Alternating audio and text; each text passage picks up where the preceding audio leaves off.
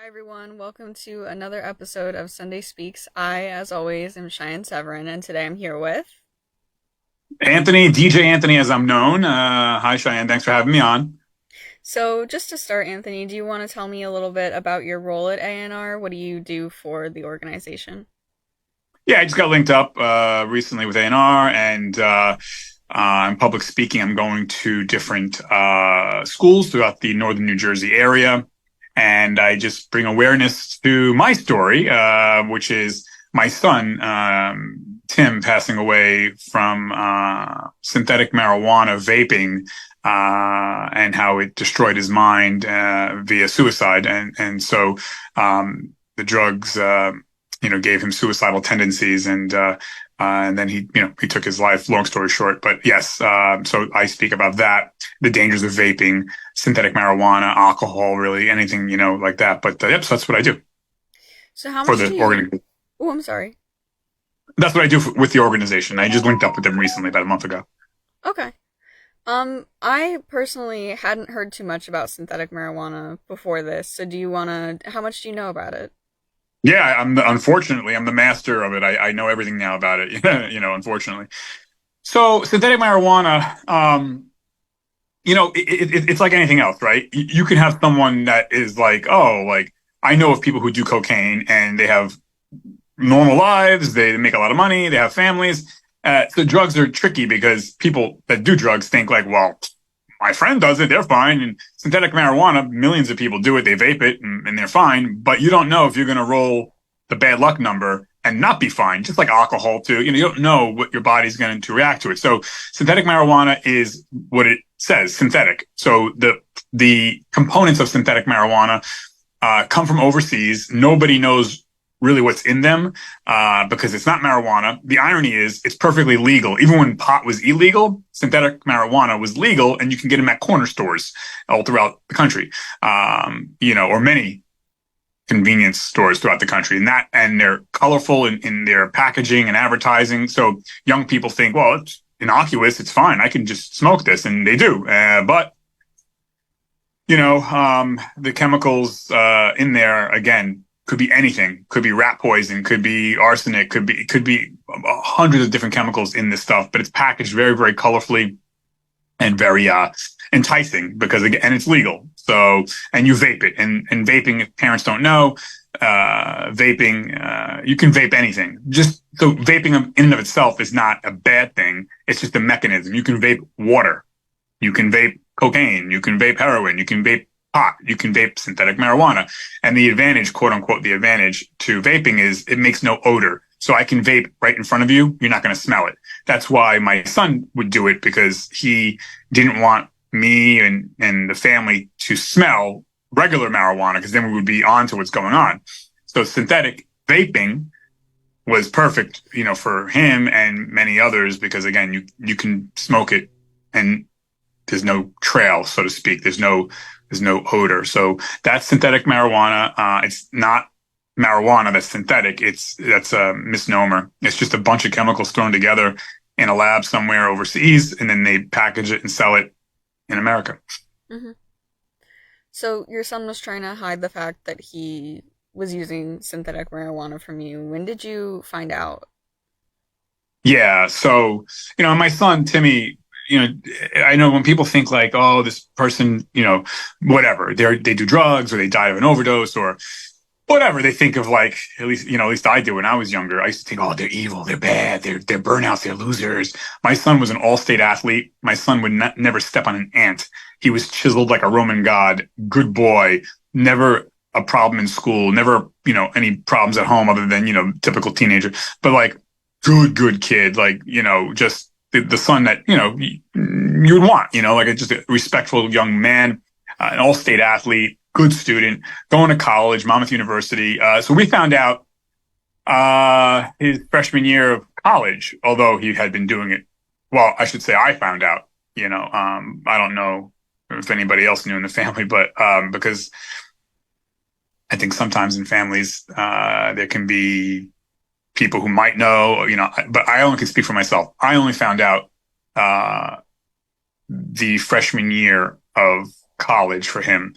But it turns out he was using in high school, like I guess sophomore, junior year.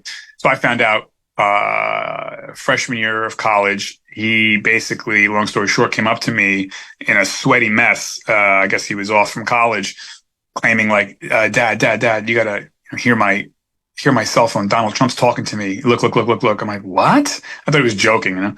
So I'm like, Tim, what's going on? And he's like, no. Listen. He's talking to me. And I'm like, what? And then it occurred to me, oh shit, something's not right here. Cause my son was never like that. And, I said, Tim, I think there's a problem, so we got him help, went to the hospital. And then we found out, then the floodgates opened. Okay. You've been smoking synthetic marijuana, trying other substances, but the big thing was synthetic marijuana.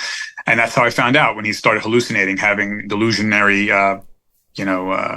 just delusions, really, really off, psychedelic delusions. He thought I was an FBI agent. I'm a DJ. I'm not an FBI agent. He thought Donald Trump was calling him. He thought all these things, so paranoid, all this stuff. And it was very, very sad watching my son essentially lose his mind, and I always say my son died a year before his actual physical death because this drug just changed Timmy. He was no longer Timmy. I used to call it the demon. The demon took over my son. And in some ways that's worse than actual physical death because it's like the horror movies, the zombies, you see your loved one, but they're like walking in a weird way and they look kind of like the person you love, but they're not. And that was kind of the story with Tim, and I never did a drug in my life. I've never been drunk. I've never been buzzed. And I'm a professional DJ. I'm around shit all the time. I just don't do it. So for me, it just hit me hard. Like, wow, what is this? Like, and it's different than being drunk. It's different than being high. When you go on a psychedelic trip, so to speak, that you don't break away from, it's like, what? Like, he lost his mind. He lost his mind, like literally. And I call it demon possession because that drug it'll turn a good boy into an evil person. And I know that that's not my son. So I was like, wow, and I'm not really overly religious. And I don't believe in, demons and this and that, but that's the only way I can describe it is a demon possession. And pretty friggin' scary. I'm a big boy. I don't usually get scared. And I was just like, this is scary. I don't know what this is. And it didn't stop. It went on for basically a year with some respite here and there where my son would have some moments of clarity and come back, but not 100%, but basically, the year before his passing, 2020, 2019 was just a year of hell. And so, yeah. So was he living away at college or was he living at home? He was living away at college, which didn't help, and, Yeah. hindsight's 2020. I mean, if I could do it all over again, yeah. I mean, now you know what to do. It's like, okay, he doesn't go away to college. I don't know, a lot of things could have been done differently by myself and my family, but, hindsight's 2020, like I just, again, vaping, he hid it so well, he was able to hide it for years. But then when he went away to college, the pressure of college and the pressure of other things going on in our family, Mm-hmm. He was really relying on the vaping to take away his hurt and pain. And this is Mental Health Care Awareness Month. If I could do it over again, I would have had him, his mom should have went to family therapy when he was 5, 6, 7, whatever. I think people do drugs for really one reason, to escape. People, Mm-hmm. and alcohol's a drug. Alcohol, folks, alcohol kills more than crack cocaine, heroin, fentanyl, LSD, PCP, pot combined. Alcohol, your simple beers. I buried friends because of beer only. So alcohol is far more dangerous than anything we're going to talk about today.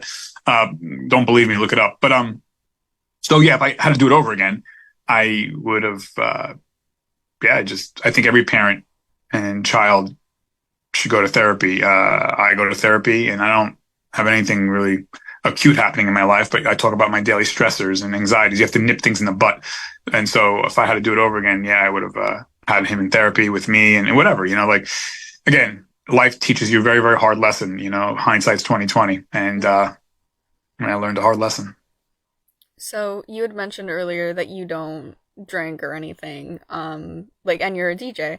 So is there like a reason for that? I mean, like obviously now, but Yeah, so there's some reasons. There's a multitude of reasons, not any one particular. But so I grew up in an Italian family. My family are immigrants from Italy. So if anybody knows the European culture, especially Italy, you have wine at the table every day. So I was drinking liquor and alcohol, wine since I was two. But I never got drunk. You have a little bit taste. Oh, okay, thank you, nonna. Nonna means grandmother in Italian. hmm. Thank you, nonna. So my nonna would give me a little bit of, just literally like a half a Dixie cup, tiny small, and then we would, in Italian you say tazza vino, so a little bit of wine, and so I was inoculated from this stuff, and it was never a temptation for me when I was, in high school. Oh, come on, guys, I'm gonna get drunk. I'm like, dude, it doesn't matter to me. I've been drinking since since I was four. I've been drinking cappuccinos and espresso since I was four. Like, it's not a temptation. So, kids in Europe typically don't have this, fascination with we got to get drunk when they're 18 or 19 or 20 because they drink since they were kids. So there's no temptation. That's number one. Number two, I lost my cousin Lewis to drunk driving. He got in a car when I was what 8 years old, and he was 18. And I remember my cousin Lewis, and that scarred me actually because I remember, wow, I just saw him 5 months ago, and now he's in this coffin, and they wouldn't let me see him because I was very young. And I remember asking my mom, "How come I can't see my cousin Lewis?" They're like, no, you can't go in there, Anthony. And But I did know he died because of drinking and driving and drugs. Him and his friends got in a car. You hear this story all the time. Unfortunately, they got in a car. Everyone's high and drunk. Hit a pole. Boom! Everybody died. Like five people in the car, whatever. And he was one of them. So I remember that too. As a youngster, I was like, "Oh, I'm never gonna." Like, that scarred me so bad. I was like, it's just there's nothing good that comes out of alcohol, nothing. And then yeah, just growing up, and as the years go by, you see what friends are suffering from too much alcohol or drinking alcohol or smoking or pot. So it's just, I don't know anybody, and I'm not gonna, not to sound cocky, but I'm a successful person, successful business owner. I own multiple businesses. I'm a professional DJ. I've been to more parties than anyone you'll ever know, and I continue to DJ. And my point is, being 50 years old in my life, nothing good comes of drinking alcohol. Nothing good comes of drinking, smoking pot or doing drugs. Period. End of discussion. I don't, and I'm not even talking about death now. I'm talking about there's no doctor on earth that's going to be like, you know what you need? Some alcohol. Go on the CDC's website. They say alcohol is classified as a poison. No amount of alcohol is safe, not even a drop. And that includes wine, because you have a lot of people, oh, wine, wine. Wine is not safe because there's alcohol in it. So when people like to say, well, but the Europeans, the Italians drink wine, they drink wine and they're healthy, not because of wine, but it's a correlation. It's not a causation. The Italians and French, they're healthy because they get up and walk. They get up and they move. They have a healthy diet. It's not because of the wine. So Hmm.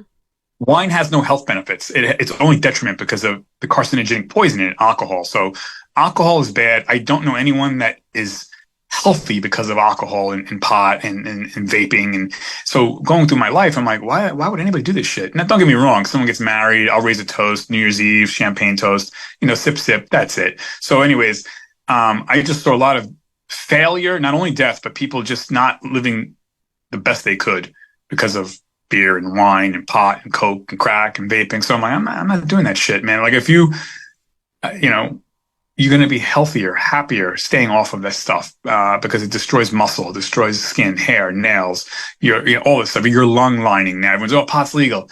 Pot's bad for your lungs. It's bad for your pulmonary system. There's nothing good that comes of pot for your body. Yeah, you might be like, well, release pain. Well, unless you have AIDS or cancer, don't smoke pot. Like, it's not helping you.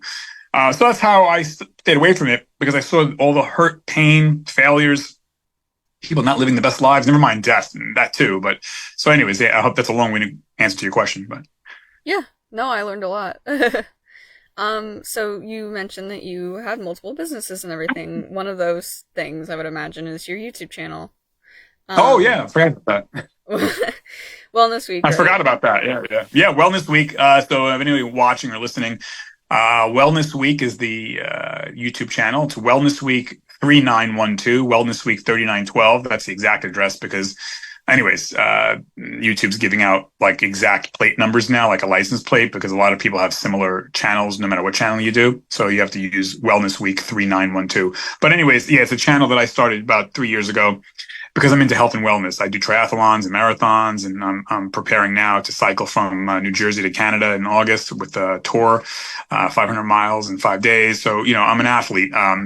And I love health and wellness, especially mental health, and part of it was, because of my son, I started the channel, but the other part of it is just I enjoy health and wellness. So, Wellness Week is that I interview doctors and yoga instructors and cancer survivors and professional athletes and everyday people, trying to do great things for their lives, mentally, spiritually, physically. And we have tens of thousands of viewers, hundreds of subscribers, so we're relatively young, but I take the channel very seriously. I have my studio, professional editing. It's not me talking in my kitchen, it's done with the highest of honors and intentions and production. So I encourage people to check it out because it's important, especially the mental health component. It's okay to have a sore throat, but you can't have a sore mind. And so everyone thinks you're crazy, and you're not. Listen, I say winners have therapists. If you do not have a therapist, you're a loser. That's what all the top athletes, all the top billionaires, all have coaches and therapists. So winners have therapists. I use BetterHelp.com. They should be paying me. They're not. It's an app. You go on your phone. You can FaceTime therapy or talk or text therapy. And for people who would say, "Well, I only got the money." Well, you have the money for how many shoes? You go and you watch subscription services on television. You go on vacation. You have every 3 years, you get a new lease car. You have money for therapy. Stop. And if you don't, 988 free therapy. You can go to your church, your synagogue, your mosque, your community center. Plenty of free help out there. Winners have therapists. If you don't have a therapist, honestly, that's kind of sad. So, we have to change the paradigm, and we have to change how that's seen. Like I said, the strong, the best of the best have therapists and coaches. So anyways. Mm-hmm. So why would you say that mental health is super important?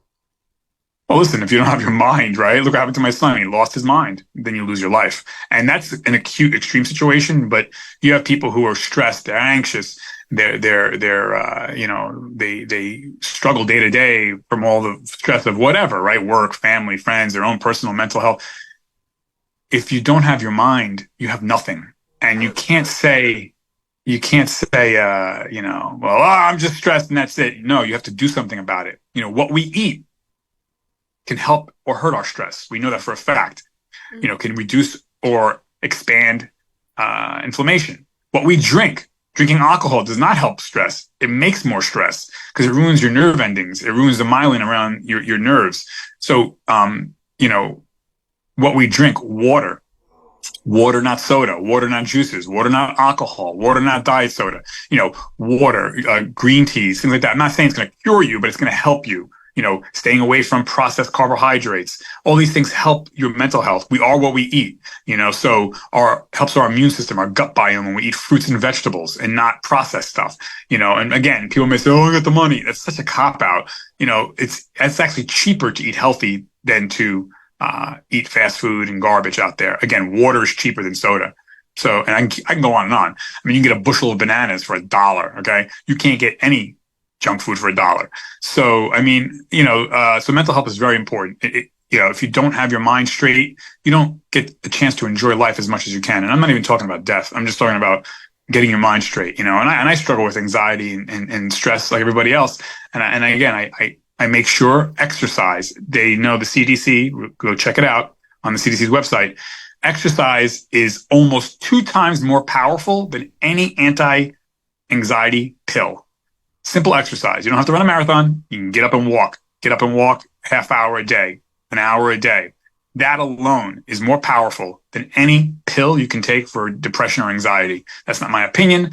That's the CDC's findings, the WHO findings. So, we know that mental health is really kind of a lifestyle situation with the exception of small minority situations. 99%, I would say, of, mental health comes down to lifestyle, comes down to, do you have a therapist? Are you eating right? Sleeping right? Are you getting 8 hours of sleep? Are you drinking correctly? Water, not soda, water, not alcohol. Do you have good connections with friends, family, and acquaintances? These are all things that matter. Do you have meaningful work in your life? You have a reason to live. Do you have a pet? We know that if you have a dog or a cat or even a turtle, you're going to be mentally healthier than if you don't have a pet. Mm-hmm. So all these, again, no one's saying get a dog or a horse, get a pet spider, whatever. But so mental health, that's why it matters. And if you don't have your mind, your life's going to be very difficult, or worse. So, anyways, long-winded answer to your question. So, that being said, we are out of time for today. So, do you have any last comments that you'd like to leave us off on? No, just again, winners, successful people have therapists and coaches. Go do it. It's Mental Health Awareness Month. And guys, don't be tough. Oh, I'm fine. I'm fine. I'm fine. No, you're not fine. It's okay to be not okay, but it's not okay to not seek some help. If you humble yourself, you'll be exalted. Exalt yourself and you'll be humbled. No man, no woman is an island. We all need each other. So that's my final words. And I wish everyone the best. Thank you for coming on today, Anthony.